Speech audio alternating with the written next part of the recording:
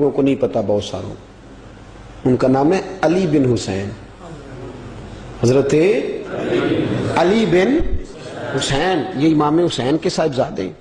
قدرت اللہ تعالیٰ کی ایسی ہے کہ یہ میدان کربلا میں بیمار تھے، کیونکہ اللہ نے امام حسین کی نسل چلانی تھی، تو یہ شدید علیل تھے، اٹھ کے کھڑے ہوتے تھے، اتنا تیز بخار تھا کہ گر پڑتے تھے ظاہراً۔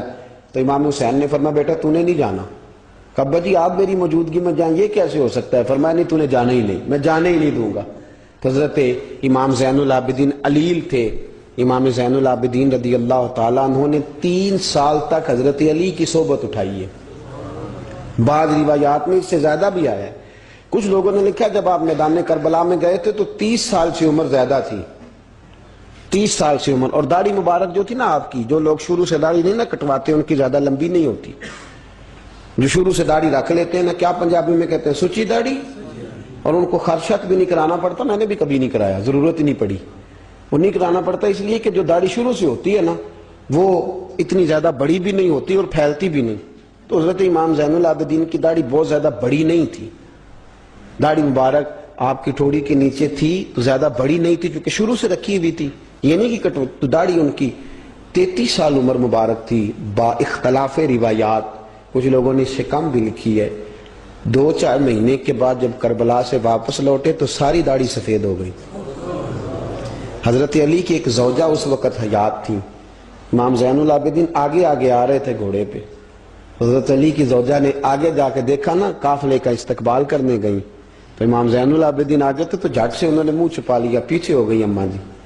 تو امام زین العابدین فرمانے لگے دادی کا تو پردہ نہیں ہوتا پوتے سے۔ آپ نے کہا انتا زین العابدین، تو زین العابدین ہے اور تیری ساری داڑھی چند مہینوں میں سفید ہو گئی؟ تو امام زین العابدین روئے، فرمانے لگے اماں جو میں نے کربلا میں دیکھا ہے، جو میں کربلا میں دیکھ کے آیا، تو دیکھتی تو یہاں کھڑی نہ ہوتی۔ امام زین العابدین نے پائے اس بات کے ساتھ، پوری دلیری کے ساتھ، اور امام حسین رضی اللہ تعالیٰ عنہ کی تو شہادت 10 محرم کو ہو گئی نا، 61 ہجری میں معاملہ ختم ہو گیا، لیکن امام زین العابدین ساری زندگی طاغوتی قوتوں سے لڑتے رہے۔ امام زین العابدین کو کئی دفعہ بعد میں گرفتار کیا گیا ہے، کربلا میں کئی دفعہ بعد میں گرفتار کیا۔ مروان بن عبد الملک ظالم جو صحابہ کو مارا کرتا تھا، جس کو یزید لعنتی نے بنایا تھا، وہ امام حسن اور امام حسین کے خلاف تقریریں کرنے والا مروان بن عبد الملک جو قابض ہو گیا زبردستی امام حسین کے بعد مسجد نبی کی امامت پر، اس کے پیچھے نماز پڑھ لینی چاہیے تھی، بولے آنے جڑا ہوتے کھلوتا ہے ابھی کدی پیڑا ہو سکتا ہے۔ مروان بن عبد الملک مسجد نبی کا امام اور خطیب رہا ہے بڑا عرصہ، امام زین العابدین رضی اللہ تعالیٰ عنہ کے خلاف بڑی بدتمیزی کرتا تھا۔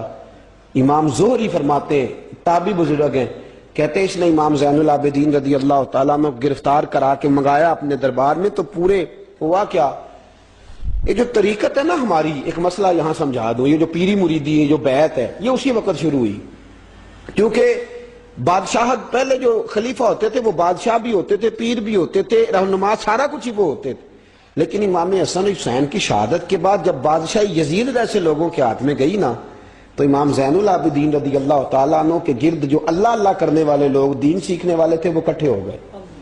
اب وہ جو بیعت تھی اسی کو آج بیعت طریقت کہا جاتا ہے۔ لوگ اس طرف ہو گئے کہ اب وہاں بیعت کا سلسلہ نہیں رہا، یہ وہی بیعت ہے جو امام حسین رضی اللہ تعالیٰ عنہ، حضرت علی، حضرت ابوبکر صدیق، سب لوگ فرمایا کرتے تھے۔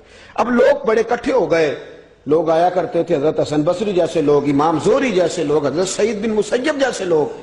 امام زین العابدین نے کربلا کے بعد اپنا مکان مدینے سے باہر بنا لیا تھا، نام علی تھا، لیکن عبادت اتنی کرتے تھے کہ لوگوں نے زین العابدین کہنا شروع کر دیا، عبادت کرنے والوں کی زینت زین العابدین کہنا شروع کر دیا۔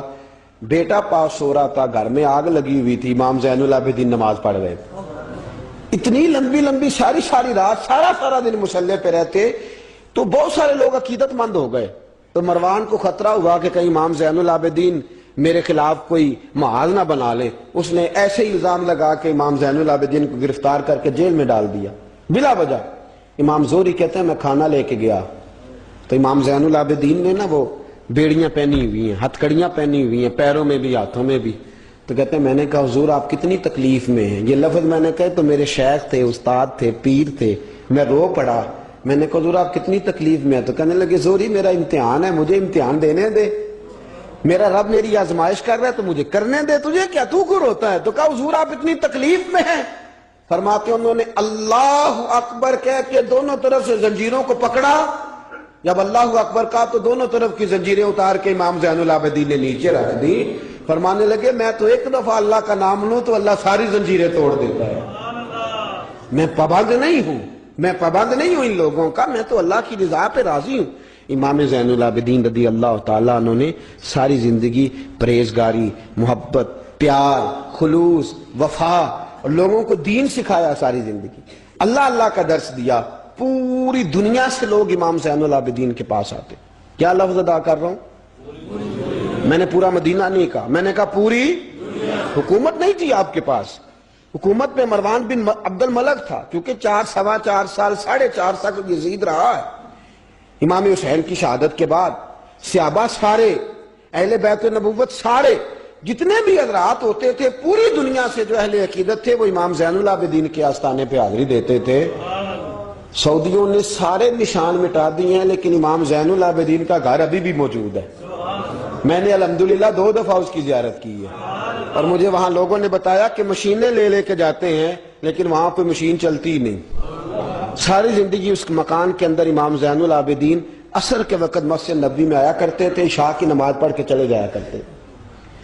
ساری زندگی امام زین العابدین نے نماز میں، عبادت میں، ذکر میں، فکر میں.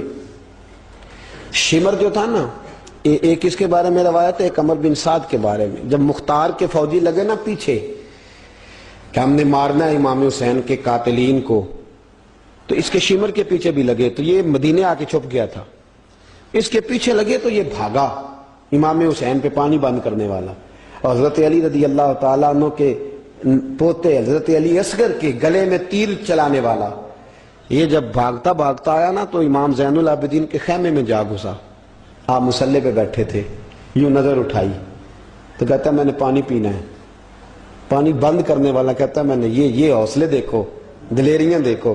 امام زین العابدین خود اٹھے، پیالہ پکڑا، پہلے اسے دھویا، پھر اس میں پانی بھرا، پانی بھر کے اس کو پلایا. اور پینا ہے؟ کہتا ہاں. ایک پیالہ اور دیا. اور پینا ہے؟ کہتا ہاں. ایک پیالہ. اتنا پانی دیا کہ شرم سے پانی پانی ہو گیا، شرمندہ ہو گیا کہ یہ امام زین العابدین. باہر نکلا، دل میں خیال آیا زین العابدین نے پہچانا نہیں، اگر پہچان لیتے تو ایسا نہ کرتے. پھر اندر آ گیا، کہنے لگا شاید آپ نے مجھے پہچانا نہیں. امام زین العابدین کی آنکھیں آنسوں سے برس پڑی. فرمانے لگے تو نے میرے 6 ماہ کا بھائی پیاسا مار دیا تھا، تجھے میں بھول سکتا ہوں؟ تو اندر داخل ہوا تھا تو سارے زخم میرے تازے ہو گئے. تو کہا پھر آپ نے پانی کیوں پلایا؟ فرمانے لگے پانی بند کرنا تیرے جیسے لوگوں کا طریقہ ہے اور دشمنوں کو پانی پلا دینا نانا محمد کی سنت ہے جو میں نے ادا کی ہے. یہ میرے نانا کا طریقہ ہے جو میں نے ادا کیا.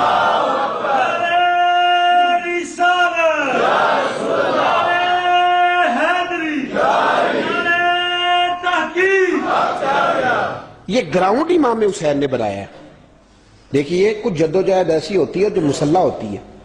یہ اہل طریقت، اہل تصوف، امام زین العابدین نے جو لوگ تیار کیے، اگر میں ان کے نام بتاؤں تو آپ حیران ہو جائیں. حضرت حسن بصری کو تیار فرمایا. حضرت حسن بصری جیسے لوگ، امام حسن بصری جو ولایت کے بادشاہ ہوئے، امام زین العابدین کے شاگرد. حضرت امام زین العابدین کے، حضرت سعید بن مسیب جیسے خیر التابعین امام زین العابدین کے شاگرد. حضرت حرم بن حیان جیسے جلیل القدر لوگ جنہوں نے بعد میں رسول اللہ کی سینکڑوں حدیثوں کو روایت کیا، امام زین العابدین کے شاگرد میں. رکے نہیں، میدان کربلا میں ہمت ٹوٹ گئی، اب معاملات آگے نکل گئے تو میں چپ کر کے بیٹھ جاؤں. انہوں نے مصلے پہ بیٹھ کے نبی پاک کا دین پڑھانا شروع کر دیا. انہوں نے پھر حجرے میں بیٹھ کے لوگوں کو اللہ اللہ، اور اس اللہ اللہ کا نفع یہ ہوا، اس اللہ اللہ کا فائدہ یہ ہوا کہ ایسے مجاہد تیار ہوئے، ایسے دلیر تیار ہوئے کہ کچھ سال گزرے تو حضرت عمر بن عبدالعزیز جیسے نیک آدمی کی حکومت قائم ہو گئی. امت کو یہ نفع ملا. نیک لوگ آپ دیکھیں نا، اگر سارا زمانہ برائی سے بھرا ہوا ہے تو کیا اس کو چھوڑ دیا جائے گا؟ ٹھیک ہے کریں سارے.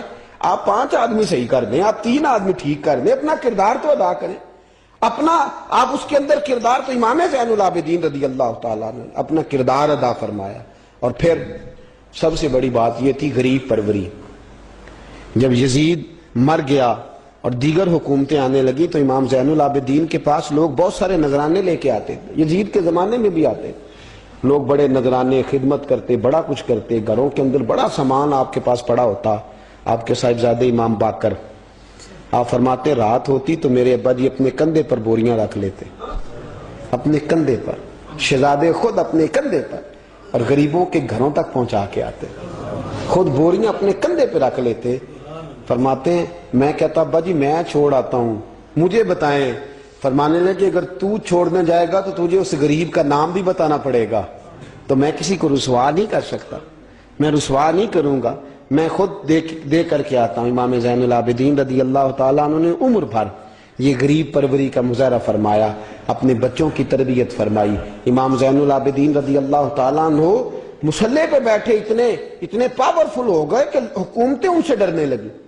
مصلی پہ بیٹھے بیٹھے اتنے پاورفل ہوئے، اتنے عظیم ہوئے کہ حکومتیں لرزنے لگی. ایک وقت ایسا آیا کہ مروان جیسا تگڑا حکمران، ظالم جو آدمی ہوتا ہے نا، بدماش آدمی سمجھتا ہے لوگ مجھ سے ڈرتے ہیں، حالانکہ لوگوں کی شرافت ہوتی ہے، لوگوں کی یہ. ایک آدمی، نبی پاک صلی اللہ علیہ وسلم نے فرمایا بتاؤ جھگڑے میں کون جیتا کرتا ہے؟ تو صحابہ کہنے لگے حضور آپ بتا دیں. فرمایا جو زیادہ منہ زور ہوتا ہے وہ جھگڑے میں جیت جاتا ہے. جھگڑے میں شرفا نہیں جیتا کرتے، جو منہ زور لوگ ہوتے ہیں نا، وہ بڑا منہ زور تھا، بڑا بدتمیز تھا.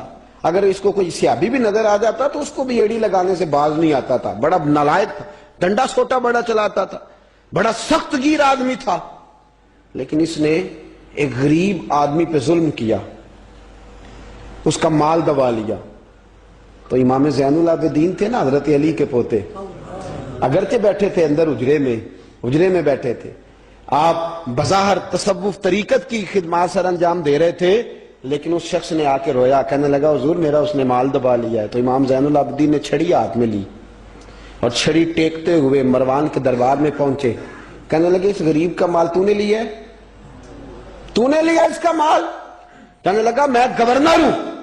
جب اس نے کہا نا زبردستی میں گورنر ہوں، تو وہ شخص کہتا ہے امام زین العابدین کے ہاتھ میں چھڑی تھی، زور سے فرش پر ماری. کہنے لگے انا ابن حسین، اگر تو گورنر ہے تو میں حسین کا بیٹا ہوں، میں حسین کا بیٹا ہوں، میں حسین کا بیٹا. 3 دفعہ امام زین العابدین نے یہ جملے کہے نا، تو گورنر ہے تو میں حسین کا بیٹا ہوں، پتہ ہے نا. جب 3 دفعہ گرجدار آواز میں یہ جملے کہے تو امام زین العابدین سے کہنے لگا آپ چاہتے کیا ہیں؟ فرمانے لگے ابھی اس کا مال واپس ہونا چاہیے، ابھی اس کا مال واپس ہونا چاہیے. اسی وقت بھرے دربار میں مروان نے مال منگایا، اس غریب آدمی کو دیا، وہ غریب آدمی اپنا مال لے کے واپس چلا گیا. تو امام زین العابدین بھی لوٹے. لوگ مروان سے کہنے لگے تو اتنا دلیر بنتا ہے، ایک صوفی آدمی جس کے ساتھ بندہ بھی کوئی نہیں، ایک غریب آدمی کھڑا ہے، ہاتھ میں ڈنڈا ہے، کوئی اسلحہ نہیں، کوئی تلوار نہیں، کوئی خنجر نہیں، تو ڈر کیوں گیا ہے؟ کہنے لگا مجھے پتہ ہی نہیں چلا. امام کی گرج اتنی زبردست تھی کہ میرا وجود کانپ رہا تھا اور مجھے لگ رہا تھا اگر میں نے بات نہ مانی تو پتہ نہیں آسمان گر جائے گا یا زمین پھٹ جائے گی. میں ڈر گیا، ہیبت طاری ہو گئی، روب تھا. اصل بات کیا تھی؟ ان اللہ مع الصابرین، اللہ صبر کرنے والوں کے، تو جس کے ساتھ اللہ ہو. حضور نے فرمایا غار ثور میں حضرت ابو بکر سے قرآن بیان، لا تحزن ان اللہ معنا، تو نہ ڈر، اللہ ہمارے ساتھ ہے، اللہ ہمارے. تو جس کے ساتھ اللہ ہوتا ہے پھر وہ کسی سے ڈرا نہیں کرتا. ایک محبت کی بات بھی بتا دوں، لوگ ہی نہیں جاتے تھے. امام باقر فرماتے ہیں ایک دن نا ایک ہرنا آ گیا، ہرنی آ گئی دوڑی دوڑی. تو امام اندر عبادت کر رہے تھے تو میں باہر دروازے پہ کھڑا تھا، تو وہ ہرن بار بار امام صاحب کے کمرے کی طرف جاتی. فرماتے ہیں میں بند کرتا، یہ ملا جامی نے اس کو شواہد النبوہ کے اندر لکھا ہے. فرماتے ہیں بار بار جاتی، میں اس کو روکتا. تو نماز مکمل کر کے مجھے کہنے لگے کیا بات ہے؟ میں نے کہا حضور ایک ہرنی ہے اندر آنا چاہ رہی ہے. تو فرمایا کھول دو دروازہ، آنے دو، جانور ہے، آنا چاہتی ہے تو آنے دو. کہتے ہیں وہ ہرن اندر آیا تو میں نے اس کو دیکھا کہ وہ امام صاحب کے رات کا وقت ہے، تو امام زین العابدین کے کان کے ساتھ منہ لگائے ہوئے، مرن شام کا وقت ہے۔ فرماتے ہیں میں نے دیکھا کہ امام زین العابدین نے چھڑی پکڑی، امامہ باندھا، جبہ پہنا، فرماتے ہیں آگے آگے ہرن چل رہا، پیچھے پیچھے امام زین العابدین چل رہا، آگے آگے ہرن چل رہا، پیچھے پیچھے۔ بھئی ہمارا تو عقیدہ حضور غوث اعظم کے بارے میں ہے کہ وہ جن و بشر کے پیر ہیں، جن و بشر کے پیر ہیں، سب کا اللہ کے بندوں کی طرف، اللہ کی ہر مخلوق کا رجحان ہوتا ہے اللہ کے بندوں کی طرف۔ کہتے ہیں ہرن کے پیچھے پیچھے ایک عرابی کے دروازے تک لے گئی ہرن، تو امام زین العابدین نے نا دستک دی دروازے پہ، اور ہرن ایک کونے میں کھڑی ہو گئی، دستک دی، وہ باہر آیا تو فرمانے لگے تیرے پاس کوئی ہرنی کے بچے ہیں؟ اس نے کہا ہاں، آپ نے کیا کرنا ہے؟ فرمایا میں خریدنے آیا ہوں، میں وہ بچے خریدنے آیا ہوں۔ کہتے ہیں 2 بچے تھے، کہنے لگا جی میں نے تو سویرے بیچنے تھے، میں روز جنگل سے کچھ نہ کچھ پکڑ کے لاتا ہوں، سویرے بیچنے تھے، سویرے گاہک ڈھونڈنے تھے، آپ رات کو ہی آ گئے، کیا لے گا؟ اس نے کہا 20 دینار 2 بچوں کے۔ امام صاحب نے 20 دینار دیے، بچے پکڑے، واپس لائے۔ امام باقر فرماتے ہیں 2 ہرن کے بچے امام زین العابدین نے جب پکڑائے تو میری آنکھیں چھلک پڑی، میں رو پڑا، اور میں نے کہا ابا جی میں تو سمجھتا تھا انسانوں کے دکھ کا ہی مداوع کرتے ہیں، اللہ نے تو آپ کو جانوروں کے دکھوں کا مداوع کرنے کی بھی توفیق عطا فرمائی۔ تو پھر میرے امام نے سچ کہا ہے نا، تیری نسل پاک میں ہے۔ کیسا عقیدہ ہے، کیسا عقیدہ ہے، ہر بندے کی اپنا۔ میں تو جب بھی کسی سیدزادے کی، کسی اہل بیت کی کوئی بات پڑھتا ہوں نا، آپ یقین کریں تو میرے سامنے اعلیٰ حضرت کا شعر رہتا ہے، پلٹ پلٹ کے بات وہی جاتی ہے کہ تیری نسل پاک میں ہے بچہ بچہ نور کا، تو ہے عین نور تیرا سب گھرانہ ہی نور کا، سب گھرانہ ہی۔ جب تنگ آ گیا نا مروان کہ دنیا ہٹتی نہیں، اور اس کے بعد بھی کوئی خلیفہ آیا تو سارے تنگ ہی رہتے تھے، امام زین العابدین کو زہر دلوا دیا۔ امام حسن کی شہادت بھی زہر سے ہوئی، امام زین العابدین کو زہر دلوایا۔ جب زہر آپ کی رگوں میں اترا، آپ کو درد محسوس ہوا، تو امام باقر فرماتے ہیں سجدے میں چلے گئے، سجدے میں چلے گئے۔ میں نے کہا حضور اتنی تکلیف ہے، آپ یہ کیا کر رہے ہیں؟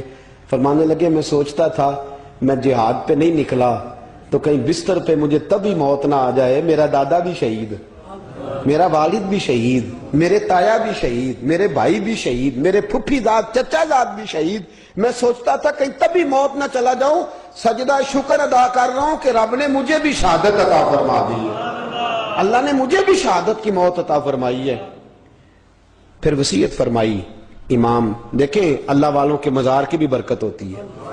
امام باقر کو وصیت فرمائی، صاحبزادے کو فرمایا مجھے میرے تایا امام حسن کے ساتھ جنت البقیع میں دفن کرنا، ان کے ساتھ۔ تو کہتے میں نے کہا ابا جی وہاں تو جگہ ہی نہیں، روتے ہوئے میں نے کہا، کہنے لگے تو جا کے تلاش کرنا، جگہ مل جائے گی۔ فرماتے میں پہلے جنت البقیع جاتا تھا تو قبریں ساتھ ساتھ ملی ہوئی نظر آتی تھی، امام زین العابدین کے وصال کے بعد گیا تو مجھے پوری قبر کی جگہ نظر آئی، پوری جگہ جس کو میں پہلے تھوڑا سمجھا کرتا تھا وہ پوری جگہ ملی۔ امام حسن کے بالکل متصل امام زین العابدین کا مزار ہے۔ امام زین العابدین نے سینکڑوں شاگرد چھوڑے، درجنوں ہزاروں کی تعداد میں آپ سے فیوز و برکات حاصل کرنے والے لوگ چھوڑے، اور جتنا صوفیاء کا سلسلہ پھر آگے بڑھا، حضرت حسن بصری، حضرت فضیل بن عیاض، پھر اس کے بعد حضرت سری سختی، پھر اس کے بعد حضرت میں اگر آپ کو دلائل کے ساتھ عرض کروں تو سارا فیضان امام زین العابدین کا ہے، سارا فیضان آپ کے اپنے صاحبزادے امام باقر کے بیٹے امام جعفر صادق، اور امام جعفر صادق کے شاگرد اور مرید ہے امام اعظم ابو حنیفہ۔ جتنی شاخیں علم کی پھیلی، جتنی شاخیں پھر اس کے بعد طریقت کی پھیلی، علم حدیث کی پھیلی، وہ ساری امام زین العابدین کا فیضان ہے، اور آج تک امت مسلمہ کے اندر امام زین العابدین کا فیضان جاری ہے، اور انشاءاللہ صبح قیامت تک جاری رہے گا۔ علمی فیضان بھی، روحانی فیضان بھی، اور دنیا میں جتنے سعادات پائے جاتے ہیں وہ بھی امام زین العابدین کی اولاد ہے۔ امام حسین کی ساری اولاد امام زین العابدین سے ہے۔ اللہ تبارک و تعالیٰ نے کس قدر فضل فرمایا۔ امام حسین کے ایک بیٹے ایک میدان کربلا میں موجود رہے، امام زین العابدین۔ یزید کے 14 بیٹے تھے، بچے تو ان کے بھی ہوئے ہوں گے، بات آگے۔ اور یزید کا ایک بیٹا بڑا نیک بھی تھا جو یزید کے بعد تخت نشین ہوا، اور بیٹھتے ہی اس نے کہا کہ میں اس تخت پہ نہیں بیٹھ سکتا، جس تخت کے پائے میں امام حسین کا خون موجود ہو، اور میں نہ میرا باپ اس قابل تھا نہ میں اس قابل ہوں. یخرج الحی من المیت و یخرج المیت من الحی. اللہ زندوں سے مردے، مردوں سے زندے، اچھوں سے برے، بروں سے اچھے پیدا کر دیتا ہے. امام یزید کا بیٹا کہنے لگا کہ میں نہیں اس قابل کہ یہاں 40 دن اس نے کہا میں 40 دن دیتا ہوں، اپنا حکمران بنا لو. اس کے بعد وہ تخت سے نیچے اتر گیا. نیک بھی ایک بیٹا تھا لیکن پھر بھی یزید کی نسل آگے نہ بنی، نہ زیاد کا وہ ستم رہا، نہ یزید کی وہ جفا رہی. جو رہا تو نام حسین کا، جسے زندہ رکھتی ہے کربلا. جو رہا تو نام، اور انسان کو بیدار تو ہو لینے دو. ہر شخص پکارے گا ہمارے ہیں حسین. حضرت مولا علی شیر خدا کرم اللہ تعالیٰ وجہ الکریم فرماتے ہیں نبی پاک ایک سفر پہ گئے تو مجھے اپنا نائب بنا کے مدینے میں چھوڑ گئے حفاظت کے لیے. میری باتوں کی سمجھ تو آ رہی ہے نا آپ حضرات کو؟ حضور مجھے چھوڑ گئے، کہتے ہیں میرے پاس مال غنیمت کے تھوڑے سے پیسے تھے، میں سونے کا ایک ہار لایا، ایک لاکٹ لایا، اور سیدہ فاطمہ کو تحفہ دیا پہلی دفعہ، سونے کا ہار. انہوں نے پہن لیا. نبی پاک علیہ السلام کا طریقہ مبارکہ یہ تھا کہ حضور جب سفر پہ جاتے تھے تو سب سے آخر میں سیدہ فاطمہ کے گھر جاتے، اور جب واپس آتے تو سب سے پہلے آتے، سب سے پہلے.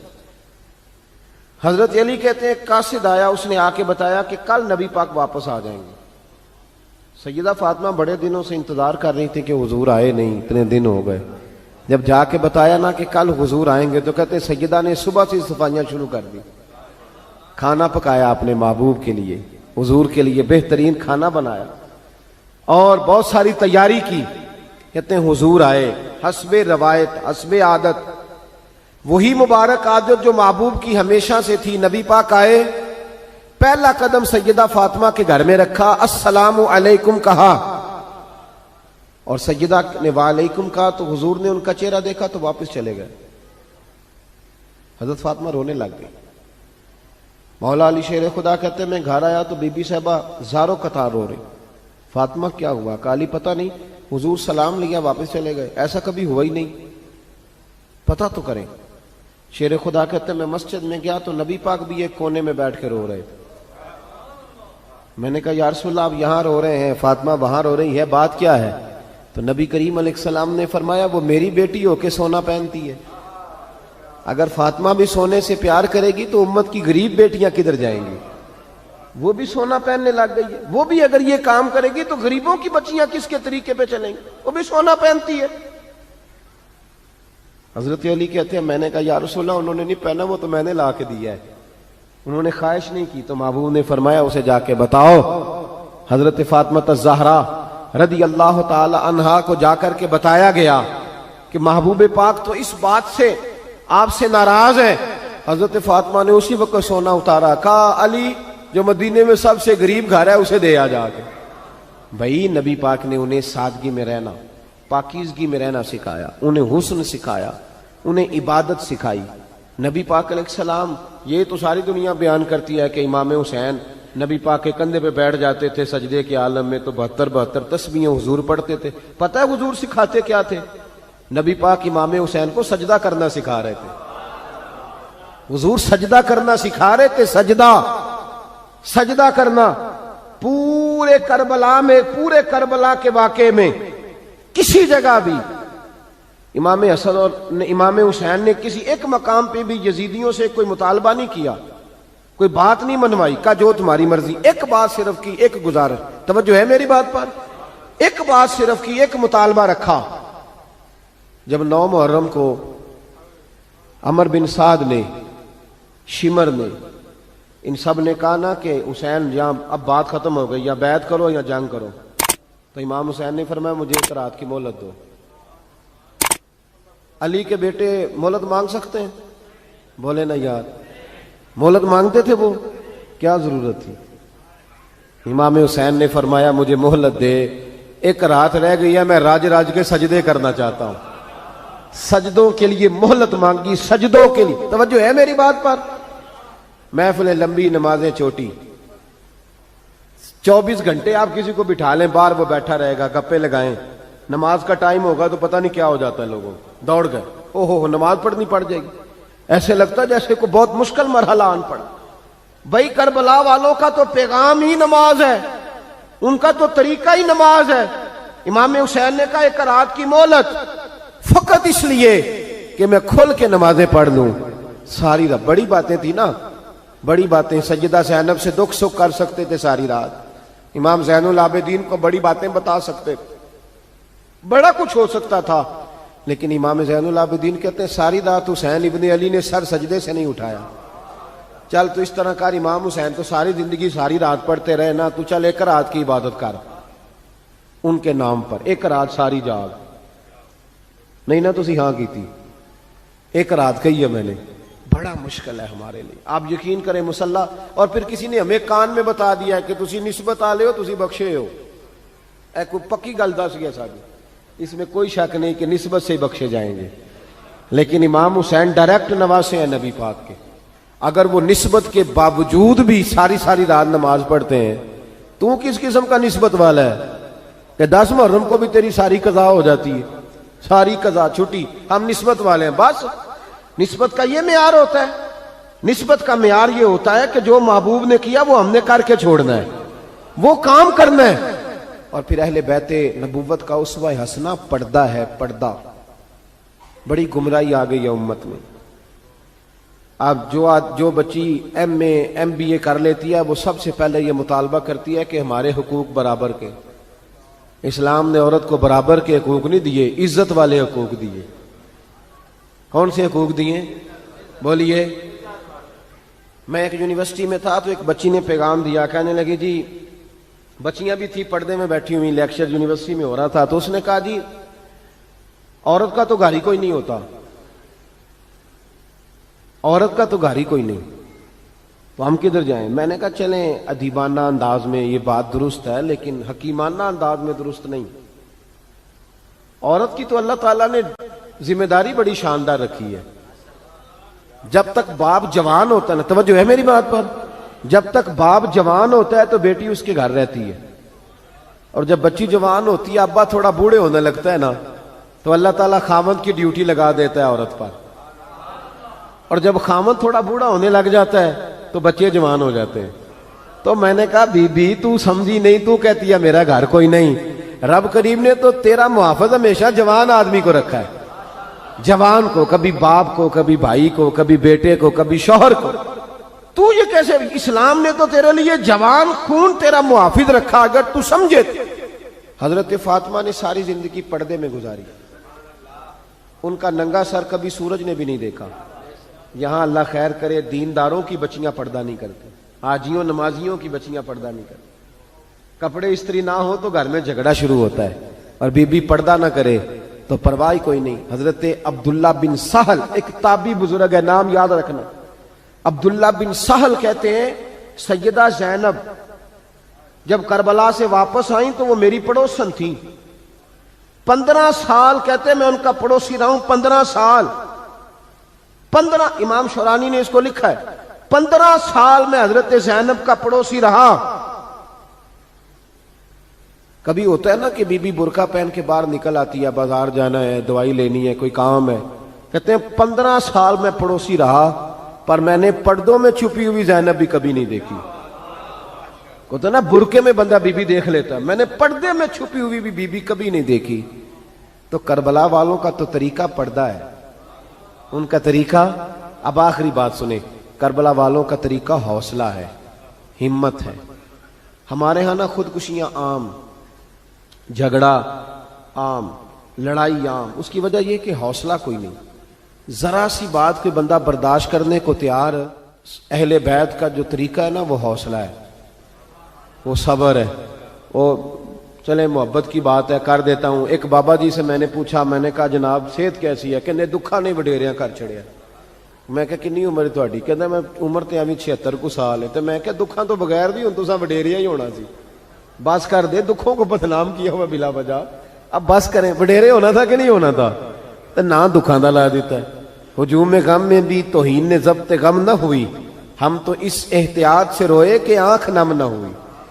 اللہ والے تو مطلب شکوہ کرنا ہر وقت شکوہ, حوصلہ ہی کوئی نہیں, سکون ہی کوئی نہیں, پریشانی بڑی ہے جی, آزمائش بڑی ہے. کبھی آپ نے کہیں سنا ہے کہ واقعہ کربلا کے بعد حضرت زینب معاذ اللہ نفسیاتی مریض ہو گئی تھی؟ امام زین العابدین، سیدہ سکینہ، حضرت صغرا، وہ حوصلے میں رہے، متوانا رہے۔ امام زین العابدین نے اس کے بعد بھی کئی دفعہ پیروں میں بیڑیاں پہنی، کئی دفعہ۔ سادات کا خاندان چلا، یہ جو داتا علی اجویری نے آ کے آپ کو کلمہ پڑھایا یہ بھی سید زادے ہیں۔ سیدوں کا قافلہ رکا نہیں، یہ خواجہ اجمیری بھی سید زادے، غوث پاک جیلانی بھی سید زادے۔ یہ سادات کا سلسلہ چلتا رہا، بار بار آ کے امت کی قیادت کی ان لوگوں نے۔ جب دیکھیں نا یہاں کسی بندے کا کٹا ہوا ہاتھ پھینکا جائے نا، بلکہ انگلی پھینک دی جائے تو لوگ ڈر کے بھاگ جائیں گے، کسی کا، اپنے کسی کا نہیں، کسی کا، کیونکہ انسان کا وجود کٹ جائے تو دہشت پیدا ہوتی، آپ ڈر کے بھاگ جائیں گے۔ امام حسین کا کٹا ہوا سر، توجہ ہے میری بات پر؟ ذرا غور کرنا، بندے کا سر کٹ جائے، ہم سنتے ہیں بات پر غور نہیں کرتے۔ دھاڑ ان کا پڑا تھا کربلا میں، کٹا ہوا سر، زلفیں، پگڑی، کٹا ہوا سر نیزے پہ، آگے آگے سر جا رہا ہے، پیچھے سیدہ زینب جا رہی، با پردہ یزید کے دربار میں پہنچی، بی بی صاحبہ پردے میں بیٹھ گئی۔ یزید کہنے لگا دیکھ لو اللہ نے مجھے عزت دی اور میرے دشمنوں کا معاذ اللہ کیا حال ہوا۔ جب اس نے یہ کہا نا تو حضرت نعمان بن بشیر صحابی بیٹھے تھے، اور ساتھ کہتے ہیں میرے ایک نابینا صحابی بھی بیٹھے تھے۔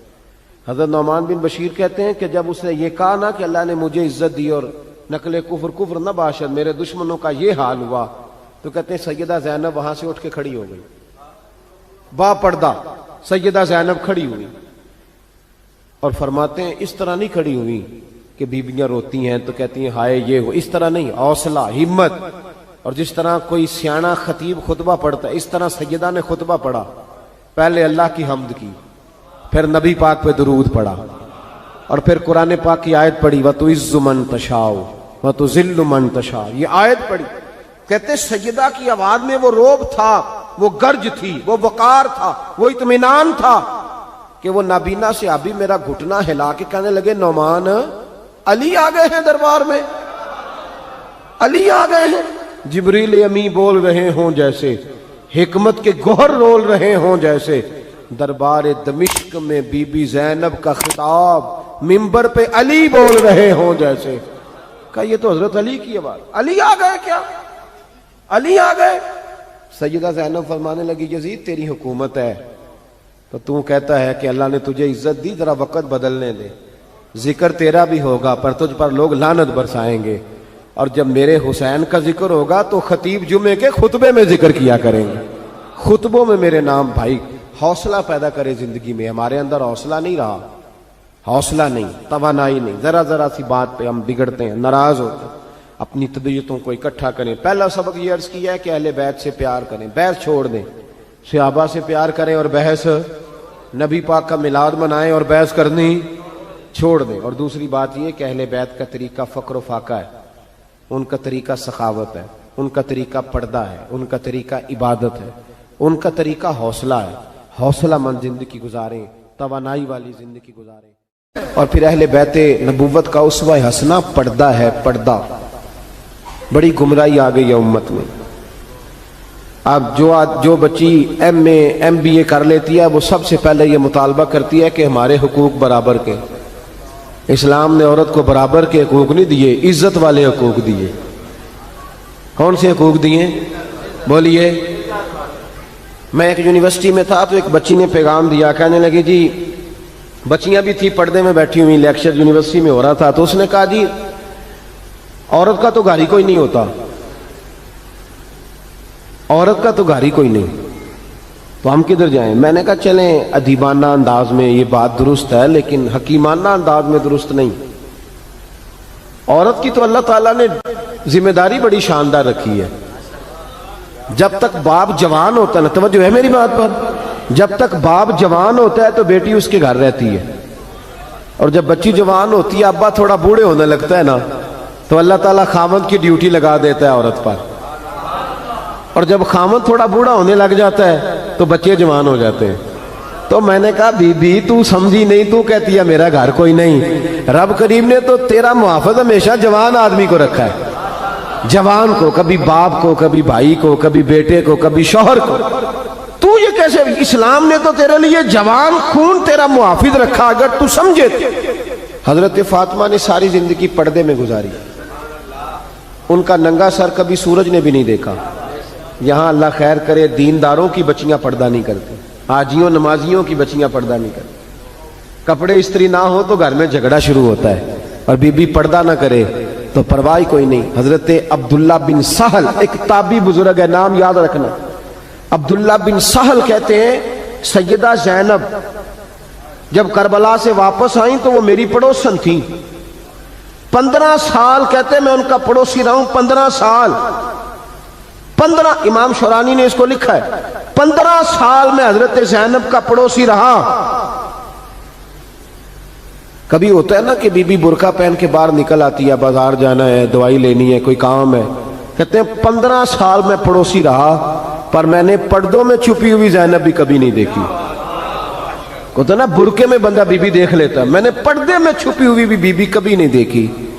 तो करबला वालों का तो तरीका पर्दा है, उनका तरीका, अब आखिरी बात सुने, करबला वालों का तरीका हौसला है, हिम्मत है। हमारे यहां ना खुदकुशियां आम, झगड़ा आम, लड़ाई आम। उसकी वजह यह कि हौसला कोई नहीं। जरा सी बात कोई बंदा बर्दाश्त करने को तैयार। अहले बैत का जो तरीका है ना वो हौसला है, वो सब्र है, वो चले मोहब्बत की बात है कर देता हूँ। एक बाबा जी से मैंने पूछा, मैंने कहा जनाब सेहत कैसी है? कहने दुखा नहीं वडेरिया कर छड़िया। मैं क्या कितनी उम्र थोड़ी? कहता मैं उम्र तो अभी 76 को साल है। तो मैं क्या दुखा तो बगैर भी हूं, तुसा वडेरिया ही होना सी। बस कर दे, दुखों को बदनाम किया हुआ बिला वजह। अब बस करें, वडेरे होना था कि नहीं होना था? तो ना दुखा दा ला देता है। हुजूम गम में भी तौहीन ने ज़ब्त गम न हुई, हम तो इस एहतियात से रोए कि आंख नम न हुई। अल्लाह वाले तो मतलब शिकवा करना हर वक्त शिकवा, हौसला ही कोई नहीं, सुकून ही कोई नहीं, परेशानी बड़ी है जी, आजमाइश बड़ी है। कभी आपने कहीं सुना है कि वाक़या करबला के बाद हजरत ज़ैनब माज़अल्लाह नफ्सियाती मरीज हो गई थी? इमाम ज़ैनुल आबिदीन, सैयदा सकीना, हजरत सुगरा वो हौसले में रहे, वो तवाना रहे। इमाम ज़ैनुल आबिदीन ने उसके बाद भी कई दफा पैरों में बेड़ियां पहनी, कई दफा। सादात का खानदान चला। ये जो दाता अली अजवेरी ने आके आपको कलमा पढ़ाया, ये भी सैयदजादे हैं। सैयदों का काफिला रुका नहीं, ये ख्वाजा अजमेरी भी सैयदजादे, गौसे पाक जिलानी भी सैयदजादे। ये सादात का सिलसिला चलता रहा। बार बार आके उम्मत की क़ियादत की इन लोगों ने। जब देखे ना यहां किसी बंदे का कटा हुआ हाथ फेंका जाए ना, बल्कि उंगली फेंक दी जाए, तो लोग डर के भाग जाएंगे। किसी का, आपने किसी का नहीं, किसी का। क्योंकि इंसान का वजूद कट जाए तो दहशत पैदा होती, आप डर के भाग जाएंगे। इमाम हुसैन का कटा हुआ सर, तवज्जो है मेरी बात पर? जरा गौर करना, बंदे का सर कट जाए, हम सुनते हैं बात पर गौर नहीं करते। धाड़ उनका पड़ा था करबला में, कटा हुआ सर, जुल्फें, पगड़ी, कटा हुआ सर नेज़े पे। आगे आगे सर जा रहा है, पीछे सैयदा ज़ैनब जा रही, बापर्दा यजीद के दरबार में पहुंची। बीबी साहबा पर्दे में बैठ गई। यजीद कहने लगा, देख लो अल्लाह ने मुझे इज्जत दी और मेरे दुश्मनों का माज़अल्लाह क्या हाल हुआ। जब उसने ये कहा ना, तो हजरत नौमान बिन बशीर सहाबी बैठे थे, और साथ कहते हैं मेरे एक नाबीना सहाबी भी बैठे थे। हजरत नौमान बिन बशीर कहते हैं कि जब उसने ये कहा ना कि अल्लाह ने मुझे इज्जत दी और नकले कुफ्र कुफ्र न बाशर, मेरे दुश्मनों का ये हाल हुआ, तो कहते हैं सैयदा ज़ैनब वहां से उठ के खड़ी हो गई। बापर्दा सैयदा ज़ैनब खड़ी हुई, और फरमाते हैं इस तरह नहीं खड़ी हुई कि बीबियां रोती हैं तो कहती हैं हाय ये हो, इस तरह नहीं, हौसला, हिम्मत। और जिस तरह कोई सियाना खतीब खुतबा पढ़ता है, इस तरह सैयदा ने खुतबा पढ़ा। पहले अल्लाह की हम्द की, फिर नबी पाक पे दुरूद पढ़ा, और फिर कुरान पाक की आयत पढ़ी, व तुइज़्ज़ु मन तशाओ व तुज़िल्लु मन तशाओ, ये आयत पढ़ी। कहते सैयदा की आवाज में वो रोब था, वो गर्ज थी, वो वकार था, वो इत्मीनान था कि वो नाबीना से अभी मेरा घुटना हिला के कहने लगे, नौमान अली आ गए हैं दरबार में, अली आ गए हैं। जिब्रील अमी बोल रहे हों जैसे, हिकमत के गोहर रोल रहे हों जैसे, दरबार दमिश्क में बीबी ज़ैनब का खिताब मिंबर पे अली बोल रहे हों जैसे। कहा ये तो हजरत अली की आवाज, अली आ गए क्या? علی آ گئے.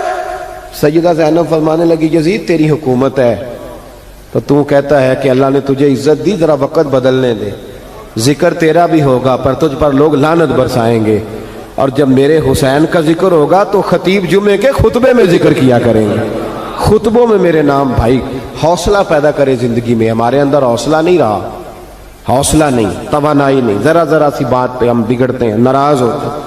اپنی طبیعتوں کو اکٹھا کریں. پہلا سبق یہ عرض کیا ہے کہ اہل بیت سے پیار کریں, بحث چھوڑ دیں, صحابہ سے پیار کریں اور بحث, نبی پاک کا میلاد منائیں اور بحث کرنی چھوڑ دیں. اور دوسری بات یہ کہ اہل بیت کا طریقہ فقر و فاقہ ہے, ان کا طریقہ سخاوت ہے, ان کا طریقہ پردہ ہے, ان کا طریقہ عبادت ہے, ان کا طریقہ حوصلہ ہے.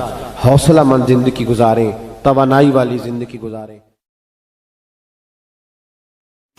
یزید جامع مسجد دمشق کا خطیب ہے. یزید پگڑی باندھتا تھا, جبہ پہنتا تھا, داڑھی رکھی تھی, جمعہ پڑھاتا تھا. پتہ ہے آپ لوگوں کو کہ نہیں؟ اب چل گیا پتہ؟ ہاں نہ تو کرے نہیں یار, پتہ چل گیا. یزید جبے والا آدمی تھا, اس نے حج بھی پڑھائے ہیں. تو امام حسین اس کے خلاف کیوں نکل آئے؟ جی بچے سارے شہید کرا دیے. یہاں تو جس کو صورت اخلاص نہیں آتی وہ بھی کہتا ہے مولوی کو ٹھیکیدار ہے دین کا, ہمارے خلاف بات کرتا ہے. بھئی یزید جامع مسجد دمشق کا خطیب, خطبے دینے والا, بلکہ امام حسین 10 محرم کو خطبہ دینے لگے کہ مجھے کیوں قتل کر رہے ہو؟ تو ابن سعد کہنے لگا حسین لمبی تقریر نہ کر, ہمارا جمعہ لیٹ ہو رہا ہے, نماز پڑھنی. یعنی ابھی حضور کے اہل بیت کو قتل کریں گے اور ابھی کہیں گے اللہم صلی علی محمد وعلی آلہ. اس طرح کے مسلمان تھے.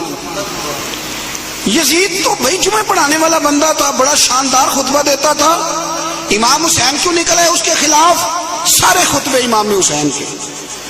امام علی مقام ہر جگہ پہ یہ کہتے ہیں کہ چونکہ یزید نمازیں چھوڑ کے پڑھتا ہے, چونکہ میں نے اپنی آنکھوں سے اسے مدینے میں شراب پیتے دیکھا ہے, چونکہ رنڈیوں کا ناچ دیکھتا ہے, مجرا, گندی مووی, مجرے دیکھتا ہے, مجرے, عورتوں کا ناچ دیکھتا ہے, اللہ کے حلال کو حرام اور حرام کو حلال کہتا ہے. لہذا مسلمانوں کا حکمران بننے کے قابل ہے. اور امام علی مقام نے فرمایا, خطبے میں فرمایا, یزیدیوں تم مانتے نہیں کہ وہ شرابی ہے؟ تمہارے دل گواہی نہیں دیتے کہ رنڈیوں کا ناچ دیکھتا ہے؟ اور یار میرا تیرا یارانہ ہی سارا شرابیوں سے ہو. رات کو گندی مووی سے موبائل بھرے ہوئے ہوں, ملت کے جوان عورتوں کے کالج کے سامنے کھڑے ہوں, بیٹیاں سکول چھوڑ دیں کہ بچے تنگ کرتے ہیں, اور 15 بچیوں کے نمبر موبائلوں میں بھرے ہوں, اور دعویٰ تو کرے امام حسین کی محبت کا, امام علی مقام کے پیار کا. میں ذمہ داری سے کہتا ہوں, جو بے حیائی کرتا ہے, فحاشی پھیلاتا ہے, گند کو فروغ دیتا ہے, قیامت کے حضرت عباس اس کا گریبان تھام کے میدان محشر میں کھڑا کر لیں. حضرت علی اکبر اسے محشر کے میدان میں کھڑا کریں, پوچھیں گے ہم نے جوانیاں لٹا دی شراب کباب کے خلاف, اور تمہاری راتیں اس کے ساتھ بسر ہوتی رہی. دوستی قاتل سے بھی, مقتول سے یارانہ بھی, دیکھے امام حسین کی پکانا, اور پرموٹ یزید کی سوچوں کو کرنا. نظریں بھی گندی, باتیں بھی گندی, گفتگو بھی میلی, اور صبح و شام باتیں بے حیائی کی.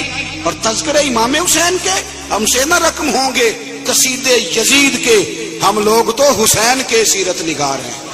ایک دروازہ کھٹکھٹاؤ, ایک, ہم مومن ہیں, مسلمان ہیں, خبردار یہ گند بند سارا ڈیلیٹ کرو, ہمارا اس سے کیا لینا دینا, اور یہ گند ہمیں مائل بھی نہیں کر سکتا. ہماری آنکھیں تو بڑی کھری ہیں, یا قرآن دیکھیں گی یا مصطفیٰ کا گنبد خضرا دیکھیں گی. اس گند مند نوجوانوں, پاک جوانی اس کی ہوتی ہے جس کی جتنی زیادہ اللہ نے اسے قوت دی ہو اتنی پاکیزگی بھی دی ہو, جو ہر جگہ میل کچیل کرتا پھرے, ہر جگہ. وہ بھی کبھی محمد بن قاسم آئے یہاں لڑنے کے لیے, تو ایک دن صبح ایک بزرگ سے ملاقات ہوئی تو بڑا پریشان محمد بن قاسم. تو بزرگ کہنے لگے بیٹے کیوں اتنی ٹینشن ہے؟ کیا کہنے لگے جناب, نہ تو ہمیں ہندوستان کی زبان آتی, نہ رستوں کا پتہ ہے, راجے دار سے مقابلہ کیسے لڑیں گے؟ انہوں نے کہا تو ہمت کر, میں دعا کروں گا اللہ مدد کرے گا. چند دنوں کے بعد محمد بن قاسم پھر اس بزرگ سے ملے تو بڑے حشاش بشاش. بزرگ کہنے لگے کیا بات ہے, بڑے خوش ہو؟ کہنے لگے بزرگوں پتہ کرا لیا, 2 گھنٹے سے زیادہ میرے مقابلے میں کھڑا نہیں رہ سکتا. जवानों जात के सुनना, 2 घंटे से ज्यादा खड़ा नहीं रहेगा। कहा क्यों? कहने लगे मैंने पता कराया है, वो नजर का गंदा है, उसकी तो मामू की बेटियां उसकी नजर से नहीं बचती, गंदा है नजर का, फुफ्फो चचा और खाला की बेटी को भी ताड़ता है, राजादार गंदा है। गंदे लोग मैदानों में ठहर नहीं सकते, 2 घंटे के बाद भाग जाएगा।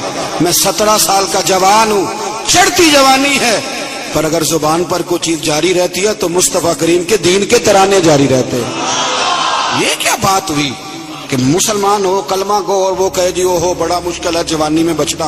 क्या मुश्किल है? कौन कहता है मुश्किल है? किसने कहा है मुश्किल? जवानी तो नाम ही पच जाने का नाम, हौसले ही सारे जवानी में होते। और तेरी जवानी पर इकबाल ने अपने बेटे को दुआ दी थी, उसने कहा था हया बाकी नहीं है जमाने की आंख में, खुदा करे कि रहे तेरी जवानी बेदाग, खुदा करे कि। और भाई कैसे तू कहता है कि मैं 1 मिनट, तू तो आशिक़ रसूल है, तू आशिक़ इमाम हुसैन है, तेरे ऊपर किसी गैर का रंग चढ़ जाए, ओ कच्चा रंग ललारी वाला जेड़ा चढ़दा लैंदा रहिंदा, ए इश्क तेरे दा रंग मुहम्मद चढ़ जाए फेर नहीं लैंदा। इसलिए हुसैन वाले बने, हुसैन वाले। हर यजीदी के खिलाफ लड़ना सीखें, बात करना सीखें। चंद बातें अर्ज की हैं, एक तो सादगी इख्तियार करें, दिल की सफाई इख्तियार करें, कुरान और इबादत की तरफ तवज्जो करें, अपने घरों को संवारें, रिस्क हलाल लेके आएं। अपनी जिंदगी आप ये ना समझें कि मैं एक घर को सही कर लूंगा तो क्या होगा, घर जब सही हो जाएगा तो मुआशरा भी सही हो ही जाएगा, आगे बात बढ़ेगी।